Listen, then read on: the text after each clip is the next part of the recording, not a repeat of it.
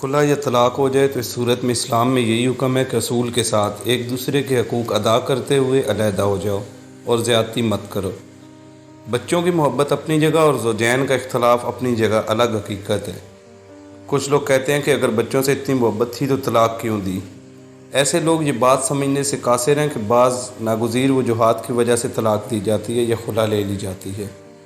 दो इंसान शादी के बंधन में बंधे होते हैं, कोई जानवर नहीं जिन्हें खोटने से बांध कर रखा जा सकता है।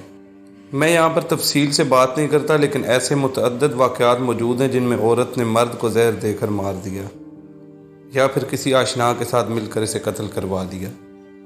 ऐसे वाक़यात भी हैं कि शौहर ने अपनी बीवी को कत्ल किया, लिहाजा कत्ल होने से बेहतर है तलाक देकर या खुला लेकर जान छुड़वा ली जाए और अहसन तरीके से बच्चों की कस्टडी और मुलाकात के मामला तय कर लिए जाएँ। अगर माँ ने बच्चे एक कस्बे में रखे हों और बाप इन्हें बेहतर जगह ऑफ़र कर रहा हो जहाँ पर यह बुनियादी सहूलियात मुयस्सर हों, तब वेलफेयर ऑफ माइनर क्यों नहीं देखी जाती। अमली तौर पर वेलफेयर को इग्नोर क्यों किया जाता है। अगर बच्चों की ब्रेन वॉशिंग करके बच्चों को बाप से मुतनफ़र किया जाए तो इस सूरत में बच्चे कभी बाप के पास नहीं जाएंगे। लिहाजा क्या ऐसी सूरत हाल में भी कोई हल कोर्ट के पास है। बच्चों की इंटीरियम कस्टडी कुछ अरसा बाप को देकर बच्चों को देखा जाए, तब भी ये अंदाज़ा हो सकता है कि बच्चे की चॉइस ठीक है या गलत। जब बच्चों ने बाप के घर का माहौल देखा ही नहीं तो वो कैसे अपनी चॉइस बता सकते हैं। दुआ ज़ारा जो कि एक बड़ी बच्ची थी जो अपने बाप के पास भी रही, इस केस में तो यही कहा जा रहा है कि इसके बयान की अहमियत नहीं है और ना ही इसकी चॉइस को देखा जाएगा। लेकिन इसके बरअक्स कस्टडी के मामलात में 10 साल की बच्ची के बयान की अहमियत क्यों है, जिसने बाप को देखा भी ना हो। क्या ये सब बहाने हैं बाप को इसके हक से महरूम करने के लिए, या कहीं पर कोई कमी कोताही है जिसे दूर करने की ज़रूरत है। हमारे बच्चों के मुस्तकबिल तारीक हो रहे हैं, लेकिन कस्टडी के केसेस के फ़ैसले करने तक बच्चे जवान हो चुके होते हैं। क्यों कस्टडी के केसेस को लंबा करने दिया जाता है। बच्चे अपने बाबा के घर मुलाकात करें, ना कि वो अदालत के स्ट्रेस वाले माहौल में मिलें जहाँ पर मुजरिम पेश होते हैं। बच्चे और नॉन कस्टोडियल पेरेंट्स मुजरिम नहीं हैं जिन्हें अदालत बुलवा कर मिलवाया जाए। आला अदालतों से दरख्वास्त है कि वो इस बात का नोटिस लें और घर मुलाकात की डायरेक्शन जारी कर दें ताकि बच्चों की वेलफेयर यकीनी बनाई जा सके।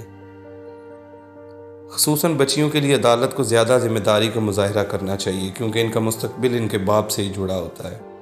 बग़ैर बाप के बच्चियों के रिश्तों के भी संगीन मसाइल होते हैं।